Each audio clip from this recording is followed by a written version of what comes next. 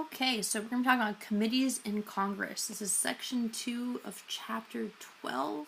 If you recall, we've talked the bare basics about the House of Representatives and the Senate. We're going to go through different committees in Congress, highlighting some important roles and functions, and then also pointing out some of the major or important ones. They're all important, but some have more power than others. So standing committees in both the Senate and the House, they are permanent legislative panels. They consider bills, issues, and they also recommend measures for consideration by their respective chambers. They have an oversight responsibility to monitor agencies, programs, and activities in their purview. So when we talk about the committee on justice or whatever it may be, they're looking at programs that would fall underneath their purview meaning their jurisdiction or their area of control. These committees exist beyond the adjournment between terms, meaning they are not going to be remade or reestablished with each new term of Congress. They exist regardless of term. Okay. Most standing committees also recommend funding levels for government operations and for new or existing programs. For example, the Appropriations Committee recommends legislation to provide budget authority for federal agencies and programs. Budget committees establish levels for total spending and revenue.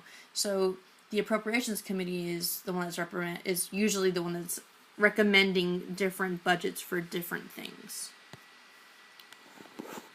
Now, the Legislative Reorganization Act of 1946, okay? Before 1946, there were so many more committees that existed in Congress due to the New Deal created by FDR and all the different issues that were facing the United States at that time. So the 1946 Act greatly reduced the number of committees. Membership to each committee is adopted at the beginning of each new term, so every 2 years. With the new term of Congress, membership to each committee is adopted, okay? Each committee is assigned its own staff to assist with legislative, investigative, and research functions. And there are several committees that can divide their work into subunits called subcommittees. So it's almost if you would just keep breaking down different parts of the committee into smaller units. Okay. So how many standing committees? In the Senate, there are 16. 4 are permanent select or special committees. The House has 19 with 3 permanent select.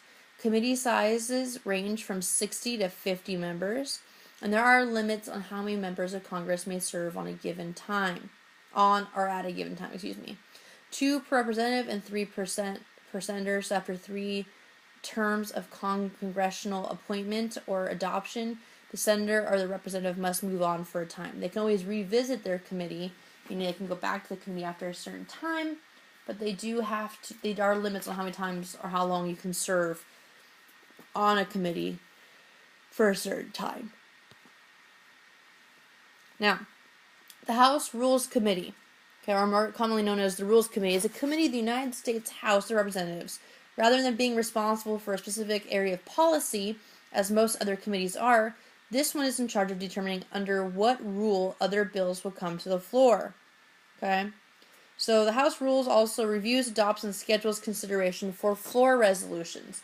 It only exists in the House, is in charge of determining what rule other bills will come on. So it's basically the traffic cop of the House. It's deciding what bills are heard on the floor. And if it goes to committee, it might stay in committee for a while.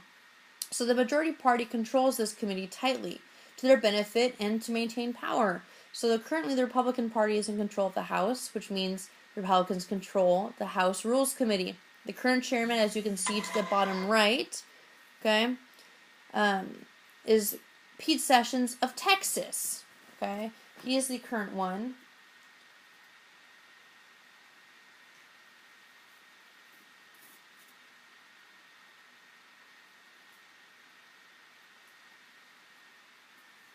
Okay, so that's Pete Sessions. Moving on. Now, select committees.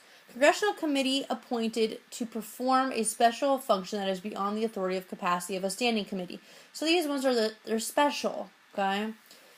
Typically, they're created by a resolution that outlines duties, powers, and procedures. And they often are investigative in nature, meaning they're meant to look into something. They're not just there to make up new budgets or rules about stuff.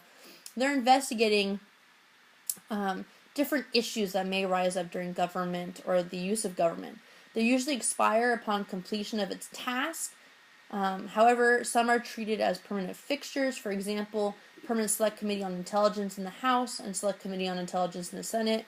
With the whole 2001 9/11 attacks, the idea of intelligence gathering and deciphering with Homeland Security, etc., created these committees to be more permanent.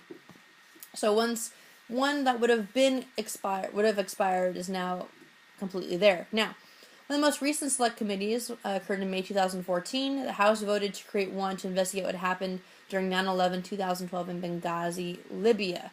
And I'm sure most of you have heard the different sound bites concerning that, with Hillary Clinton let people die, etc. The point is that the House did create an investigatory body to figure out what happened, and some of those members are still investigating.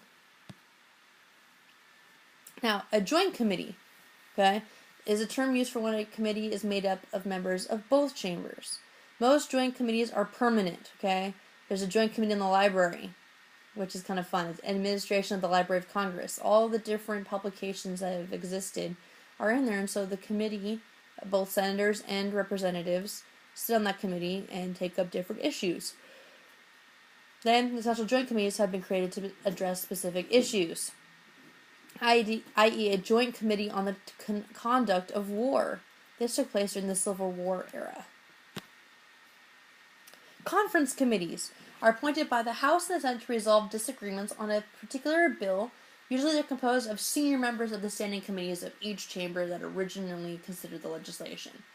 Okay, so the idea is if it's maybe an intelligence bill or a justice bill, the senators that sit on those standing committees, okay, are the ones that will be going to this conference to talk it out with perhaps other people of the opposite party or the opposite chamber to pass the same version. They're coming up with a consensus about which version of the bill they're going to pass.